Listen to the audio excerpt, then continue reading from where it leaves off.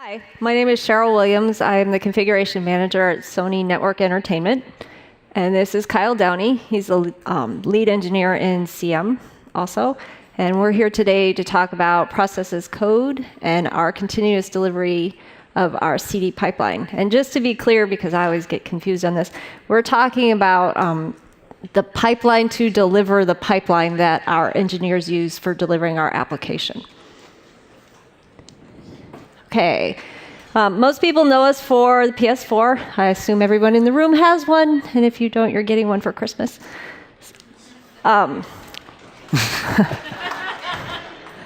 What we do where we work with PlayStation Network is all of the icons underneath are the different services we provide. We provide the PlayStation Store, PlayStation Plus, PlayStation Video, PlayStation Music, PlayStation View, and PlayStation Now. PlayStation Now. Thank you.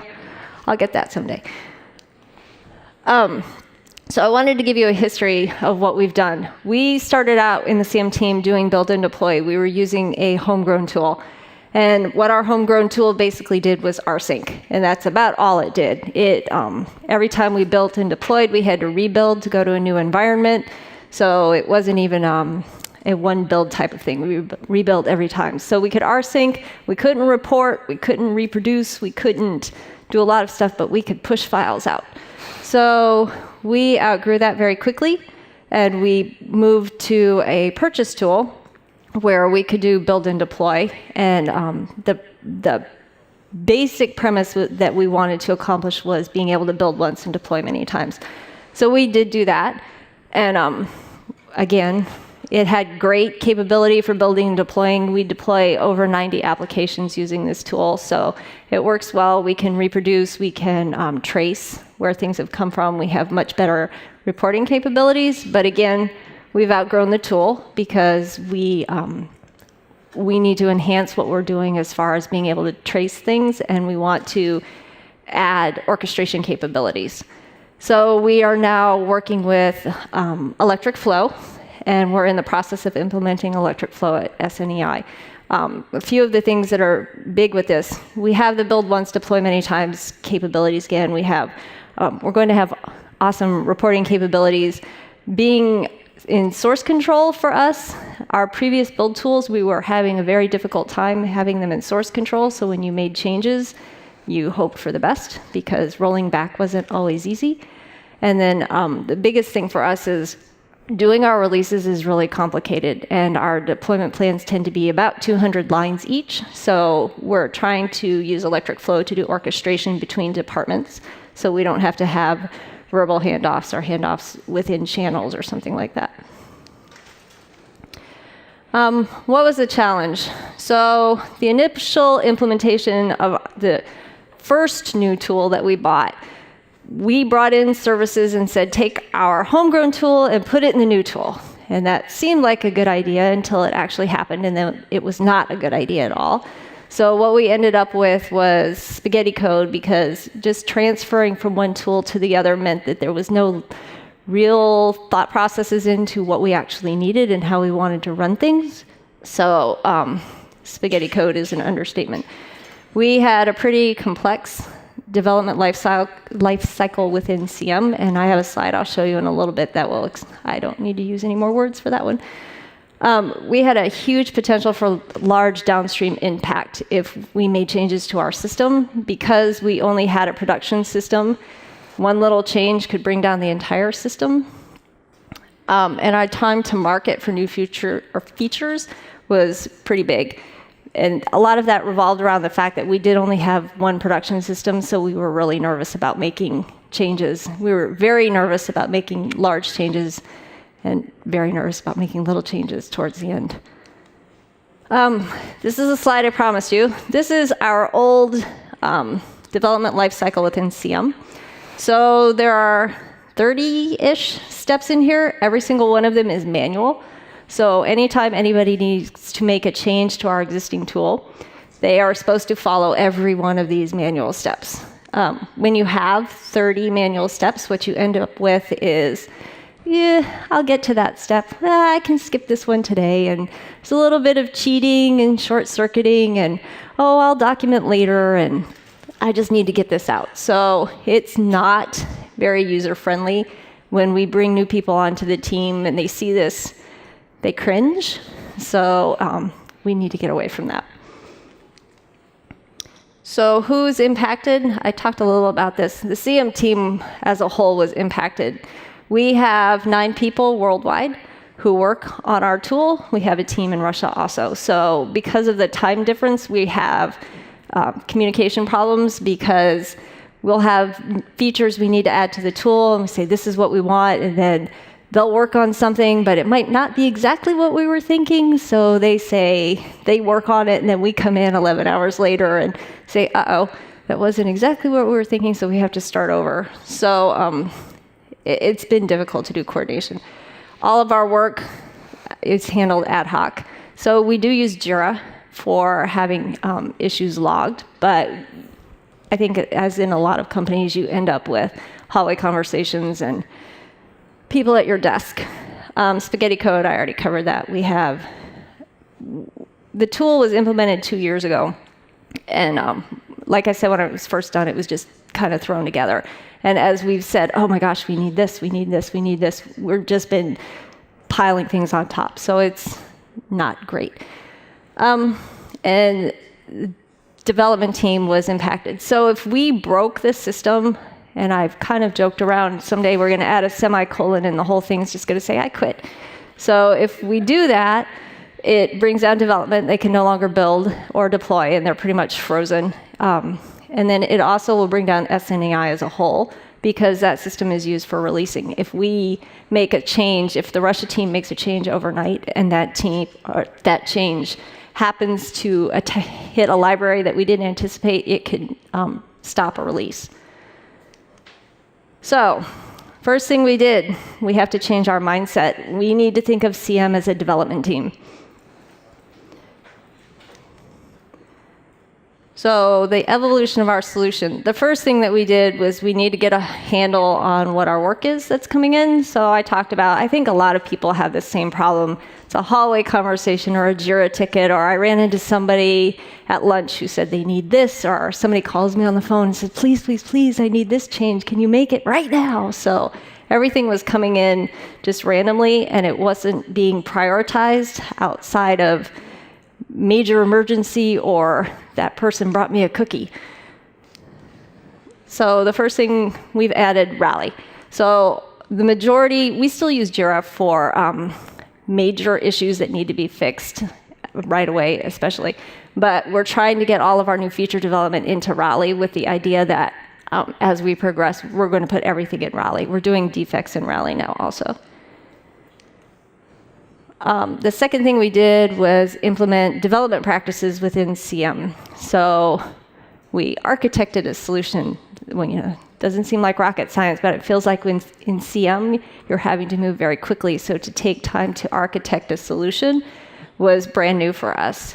Our entire build deploy system with ElectricFlow is in source control. So when our team in Russia is making changes, they can check those changes in, and we can say, do a diff, development practices. It's really exciting. We do code reviews, so we are not allowed to check changes in now without at least 2 of the other team members reviewing the code and saying it's okay. And we also have test systems, and Kyle's going to go over what we've done. Actually, before we kind of get into that too, so we have here's our deployment pipeline for our deployment pipeline, essentially.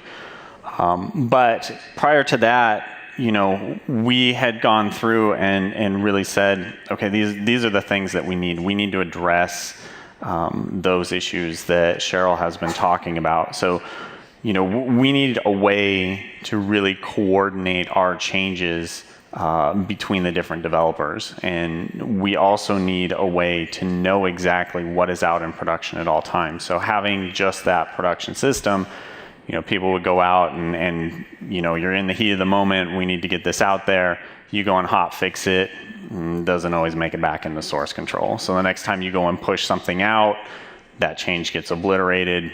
We don't know what that you don't remember what that change was. So we really wanted to get away from that. And then we also needed a way to make more modular changes. So the way that we were kind of going through stuff was because, as Cheryl said, we were very risk averse in that if we made a change, that all of a sudden then can have huge impacts on everything. So if something broke, basically everybody's idle until we go and fix it.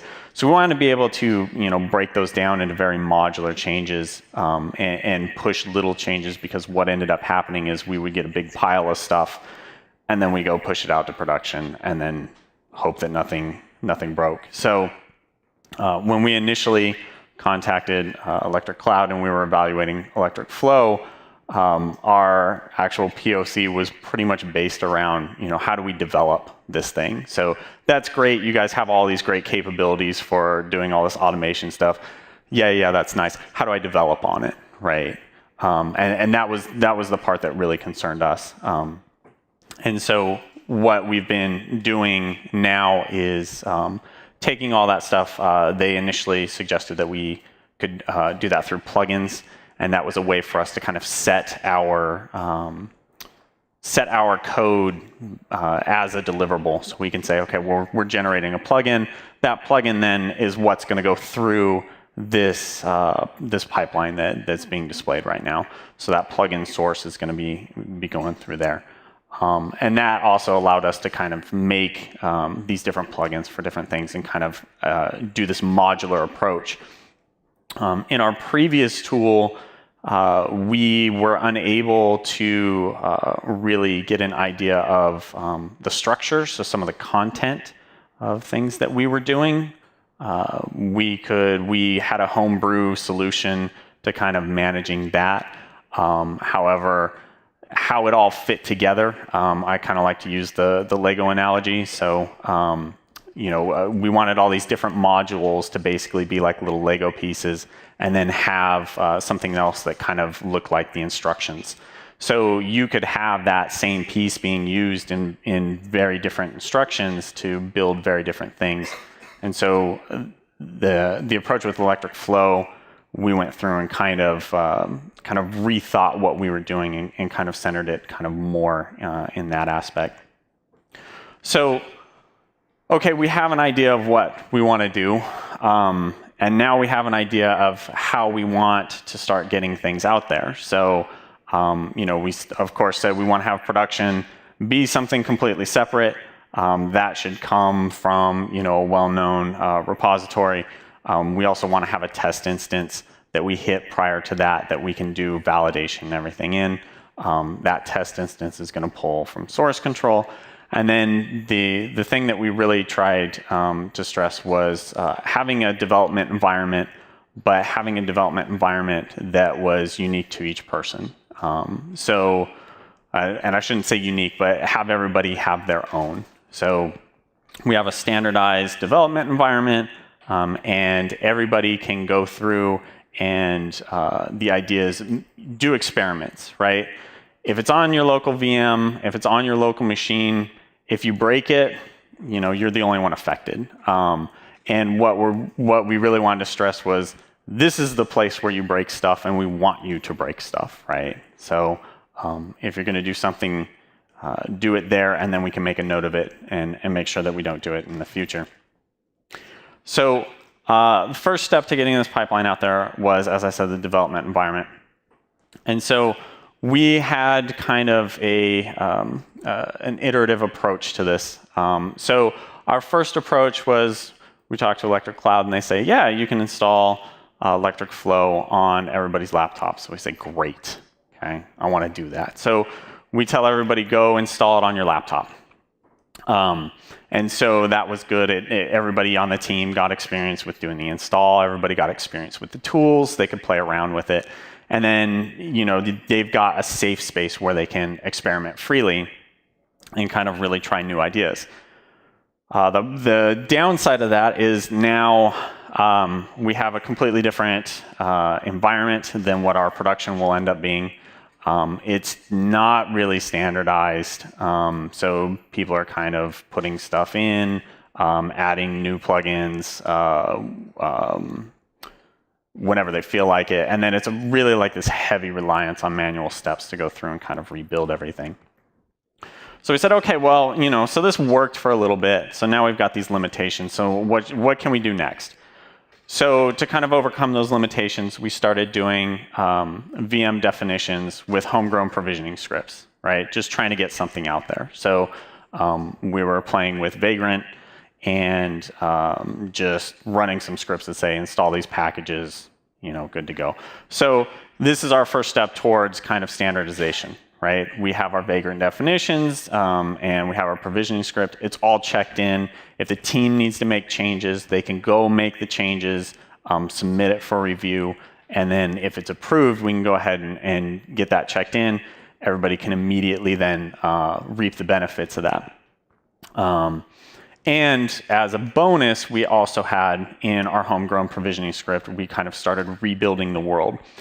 So all these plugins and everything that I was talking about earlier, when you go and stand up a development environment now, it automatically rebuilds what essentially production looks like. So, and we can really start encouraging people to say, run some tests. If you get things in a bad state, just throw your VM away, right? And then, when you bring it back up, you'll be at a good spot. You're in a known state. You're doing essentially what is in production now when you stand up. It also kind of keeps you honest. So if you're not checking everything in source control, you'll find out real fast. So we've kind of been encouraging the entire team to do it at least weekly, go through and do a VM refresh, if not more often than that. So yeah, that's good. Here's all these great things about using the VMs. So we start hitting some limitations here, right? So we make some good progress, and then we start seeing some limitations with that. So error handling is kind of a pain with a homegrown provisioning script. If you don't write the error handling yourself, well, guess what? There's no error handling in it. So there were things that would kind of slip through. It was a little bit difficult for us to express tool dependencies, so we would just have something that says, here, install all these packages. We don't really have, well, this is why we're installing this and doing that. And then there was difficulty in handing it off and collaborating with other teams. So what we wanted to be able to say is, well, this is how you install a server. And we go to hand that off to the team that actually provisions servers, and they go, no, we're not interested in running that at all, right? So the next step, that one changed a little bit, okay, was now we're going to start doing a VM definition with a configuration management utility, right? So these are your chefs and your puppets. Now we start getting kind of more, the error handling is kind of built in, or it's easier to identify when we are having errors. We have an explicit expression of our dependencies. And then we can kind of collaborate and hand off those utility files. So, that's good. We're able to take to that infrastructure team and say, hey, here's what you need. Here's a Puppet module that you can run, and everything will stand up, and it will be great. And they said, okay, great, that's awesome. So, we're kind of cutting all that out instead of saying, go and here's a link to some instructions, and here's a binary. They can now go through and actually just take the files that we've gone through, that we've run through, that we've essentially vetted for them, and we say, here you go, and they can take that with a high degree of confidence. So again, we're making some great progress. Start noticing some more limitations kind of with that approach. So there were certain permission issues that were masked by running everything in just a single VM. So up until this point, everything was, we stand everything up, and it does multiple, it acts in multiple what's the word I'm looking for? Capacities, essentially. So some of that would, we go and actually push it out to some real systems, and oh, here's a permission issue here. Okay, well we go and fix that. Oh, here's another one. So we also couldn't test some of our workflows completely because this server is acting as in multiple contexts. There are some places where we would get things that would collide. So you have certain files, if they deploy to the same place for different machine types, well, now you don't really know what you have out there. And then there were some inter-host communication issues that weren't identified as far as ports that we needed open and firewall holes and things like that. So our current approach now is we have a multi-VM definition using configuration management utility. So in this aspect, we are much closer to our production setup, and we're able to kind of test those inter-host interactions and make sure that things go through fine. Of course, there's always room to kind of improve here. We can get closer and closer to kind of how production is acting. But that's basically how we've taken the approach to kind of standing up our development environment. So we've got where we're doing the work kind of figured out. And it's a little bit intertwined with kind of what work was going on. So at the time, that's where I'm kind of talking about rebuilding the world and everything. So things continue to kind of keep going. And so what we're trying to look at next is, okay, now we've got really the kind of the source control and everything like that to look at. And so our question is, how do we keep things rolling? How do we keep our CM development working? And basically, our approach is, so we're trying to automate all of the deployment steps and everything like that for the teams to release. Okay, well now we want to go and automate as much as we can with our development. So there are certain things. Creation of a new project within ElectricFlow. So early on, when it kind of talked about kind of architecting, breaking things up modular, we said, okay, well, we're internally going to say there's different classes of projects. There needs to be certain properties that are always set on these projects. So when we first started, it's you go and create a project, and then you go into the tool and you add this property, and then you add this property, and then you add this property, right? And so what we basically looked at was doing that more than twice was terrible. So anything where we're trying to do stuff more than 2 times manually is usually what we're trying to look at in terms of targets for automating. So we use that. As we were adopting Rally, one of the things that we looked at was, for example, we've now added Rally in. We've added code reviews. So we have this, we're using Review Board. We're using Rally. So we've got all these different tools that in the past you would go through and you would say, okay, well, now I've got something that I want to check in. Okay, so you would go through, you would create the plugin for that, and then you would have to go to the command line on Review Board. You would have to then call that, and so then that would go make a review request for you. So then you have to go log into Review Board, and then you have to go tell that request, okay, now I want to submit you. Okay, and so then the team gets notified, and oh, by the way, now you have to go over to Rally, and now you have to move your story on the Kanban board over. And so what we started looking at was, okay, there's a lot of these things that are kind of grouped together that are, they basically happen in lockstep. So, and then I forgot, as part of the review submission, right, we're using Perforce, so you need to shelve your files. so that other members of the team can pull those if they need to. So you've got kind of like 3 or 4 different things kind of all happening at one time.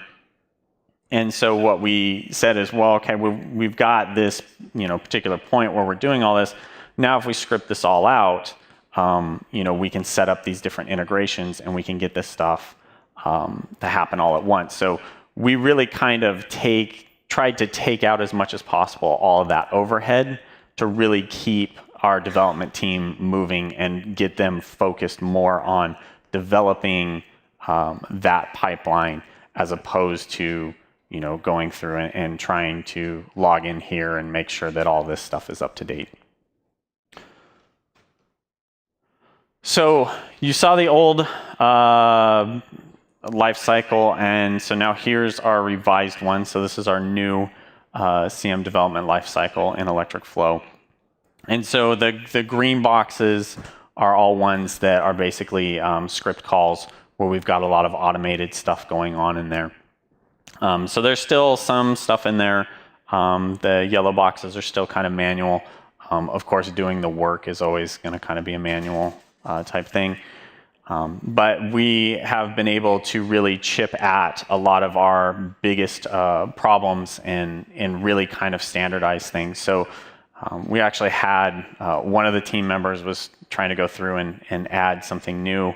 And so he had been working on it like maybe half a day and came back and said like, wow, I didn't realize how much stuff was going on like in one of these green boxes, right? So there's all kinds of stuff that's going on. It's, the idea is kind of, well, in a way, we want you to be aware of it, but we don't necessarily need you to focus on here's every little step. So we've got where we're going to do our development. We've got it checked in. So the next part in the pipeline of the pipeline is to get it to a test instance and really start to evaluate it there. So basically, we are watching in source control. So we have CI triggers on the on check-in. That is going to build and deploy those plugins, and that plugin artifact is going to be published to a repository so that it can be used later for production. We go through and do a final validation for our changes on the test instance. And then at this point right now, somebody still needs to go in and do an approval that will make a call to the production instance that says, go ahead and deploy this out to end users. And so this is one of the areas that we're still kind of working on getting better at. We want to do a lot of the automated testing that you're hearing so many people talk about today. Get that automated testing in place, see what it really looks like in terms of being able to truly take something and have it release when it's ready. So we've got our test instance. That test instance is going to build, push it out to the repository, and now we want to actually release it so that the users can see what's going on or get those new features. So our production instance then will get that approval call from the test instance. So it retrieves the plugin from the repo. It will deploy that plugin to the production instance, and then the users can immediately take advantage of the new features. And so all of that happens kind of without them being aware, I guess the end users kind of being aware. If you do things right, people won't be sure that you've done anything at all, right? So that's kind of our goal is to kind of get there. For anyone else getting started, I think what we can share is essentially our lessons learned, which is one of the things to really look at is kind of the tool sets that you're trying to use. So you want to make sure that the tool sets that you're using are compatible with what you're trying to achieve and kind of what your goals are. So I talked before kind of about, being able to modularize stuff and be able to know what's going on with that. So those plugins that we're using right now in ElectricFlow really help us do that. In addition, though, not just within your own team, you also kind of want to look at what other teams around you are doing and really kind of try and collaborate with them as well. So just kind of an example would be that, so when we were initially doing our VM provisioning with the configuration management utility, we had chose Chef. So we were doing everything in Chef. We go to hand it off to our provisioning team, and they say, we don't work with Chef. So we said, okay, well, we understood that was happening, and they said, no, we're Puppet. So, same general principle, but what ended up happening then is, to be able to integrate with them and be able to make that transition a lot smoother, and to actually be able to get our stuff into, kind of that ecosystem, we basically had to take what we had written in Chef and basically rewrite it in Puppet. So a kind of a little bit of extra work kind of done there, which we maybe could have avoided by actually going up and talking to them and saying, hey, what are you guys using?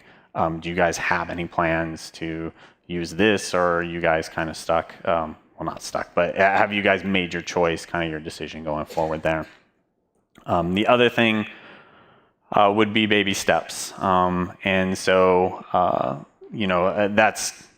know that's a common refrain, which is, we want to iterate over things. We want to make sure that, we're doing stuff in small manageable chunks. But it's important to say, we didn't go through and say on day one, okay, we're doing a multi-VM configuration, with Puppet. Let's go. Let's do that, right? So what we did is, tried to take baby steps, do what we could up to a certain point, and then when the limitations were too much to ignore, or we got to a point where we kind of need to outgrow what we were doing, then we would go ahead and move on to kind of the next phase and kind of evolve that a little bit. The last two, as a manager of the department, it's really, really hard to sit back and be patient while this is happening, because I'm nagging him pretty much multiple times per day of, where is it? Where is it? Where is it? What have we got now? What's going to happen? When can we show the engineering teams what we have? It's really important to understand that these things don't happen overnight. It does take a really long time to implement a solid pipeline in place. And so I had to see the baby steps and take it very slowly. Communication is key. It's key for him to me and from me and up above. So my manager wants to see what's happening. What do you mean there's nothing to deliver to engineering today? Well, this is where we're at. So I did want to add one success story that we've had with this. Since they put the CM development pipeline in place, we have another team within the organization that is starting to do their own CI/CD through their particular area. And they came to us and they were talking about, should we use this tool? Should we use that tool? We've heard you're using ElectricFlow. What can you do? So we showed them this process that Kyle and team have implemented. And he spent, I think, an hour or two up there talking to them and explaining how the VM process worked and how it worked. Within half a day, they had their own VMs up and they were coding for their own deployment pipeline for their portions of our platform. Within 2 days, they were ready to check code in. And so as soon as we put their systems live out on the production servers, they're ready to start using it. So that's how it's worked out well. Yeah, I think it went like there was a meeting at 1 p.m. and then by like 3 p.m. they had contacted me and we got them set up to pull all those files and everything. And by that afternoon, they were actually, I think the meeting was at 11. But by that afternoon, it's like Cheryl said, they were up and ready to go. We had kind of explained the basics to them, and then they were off experimenting on their own. So it was really kind of cool to see that, you know, basically we had put all this work in, and then all of a sudden, you know, somebody else can kind of leverage that, take advantage of it. And then I think that's it for us. So if anybody has any questions about anything, or no questions. Okay. Okay. How many people on your guys' team were are managing this? Because I find that different companies don't put much of an investment into it. So the question is, how many people are kind of taking advantage of what we're doing here? So we have 9 developers, like we talked about, spread out over 3 different remote sites. And then if the other team, or when the other team decides to come on, they'll be doing, there'll be another 2 at least there. And they're kind of working on something that's completely in parallel, so it doesn't really interact with the stuff that we've been developing, but they're using the frameworks that we developed. So we have 9 spread out between San Diego, Nebraska, and Russia, all kind of all feeding into that code repository, and then you know, doing the daily stand-ups and saying, you know, okay, let's go. You know, I have an idea for this. Okay, let's do it then. You know, so show that it works. You know, can you bring a VM up? Do your test pass? All right, then let's push it. So, and then, you know, it's really enabled us to kind of just as, I guess, a little bit of a war story. So we had been kind of developing down a specific path. We had been given direction that, you know, things should look like this, especially on the build side of the software deployment pipeline. And so we had done a bunch of work. It was about a quarter of the work that we had done in the system overall. And so then we have a couple meetings, and all of a sudden now we don't want to do it that way. We want to do it a different way now. So we basically took a quarter of everything that we had put in that system and threw it away. Within a week, we were able to have you know, code checked in for that new method that they wanted to do as far as handling the builds and everything like that, which isn't something that we would not have been able to do in the past. It would have been impossible to kind of separate you know, just that build functionality out of the overall system. And, you know, 2, just being able to say, okay, you know, you're working on this portion, you're working on this portion, you're working on this portion of it, and have it all come together. Within a week, we were showing a demo of the new style of doing things. So, and that was fairly well received, and we were able to turn that around really quickly. So, it's helped us immensely. Thank you. All right.